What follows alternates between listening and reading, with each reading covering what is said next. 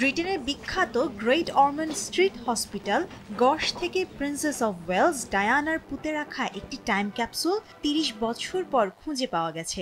শিশুদের জন্য নতুন ক্যান্সার সেন্টার নির্মাণ কাজ শুরু হলে এটার খোঁজ মেলে।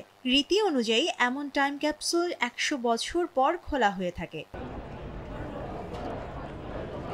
১৯৯১ সালে মার্চে গশের সভাপতি এবং princess of Wales Diana variety club building এর ভিত্তির নিচে বাক্সটি পুঁতে রেখেছিলেন। সীসাবৃত কাঠের এই টাইম ক্যাপসুলটিতে ৯০ দশকের জীবনযাত্রার এক অসাধারণ ঝলক দেখা যায়। বিবিসির প্রতিবেদনে বলা হয়েছে, ক্যাপসুলের ভেতরে রাখা জিনিসগুলো বেছে নেওয়ার সুযোগ দেওয়া হয়েছিল দুজন শিশুকে। জনপ্রিয় টেলিভিশন শো ব্লু পিটারের একটি প্রতিযোগিতায় জয়ী সিলভিয়া ফোকস এবং ডেভিড ওয়াটসনকে।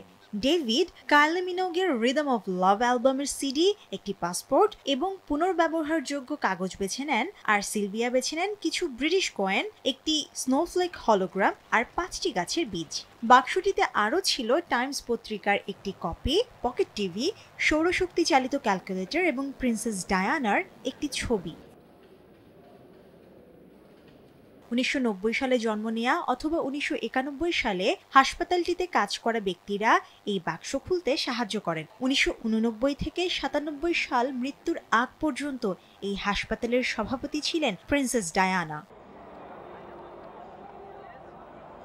১৮৭২ সালে ওয়েলসের তৎকালীন প্রিন্সেস আলেকজান্দ্রা পুরনো হাসপাতালের ভিত্তিপ্রস্তর স্থাপন করেছিলেন।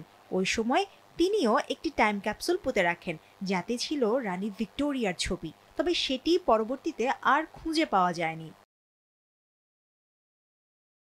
নতুন হাসপাতালের সংস্কার কাজ শেষ হলে হাসপাতাল কর্তৃপক্ষ আবারও একটি নতুন টাইম ক্যাপসুল পুঁতে রাখার পরিকল্পনা করছে। নুসরিফা নুজহাত, দেশ টিভি।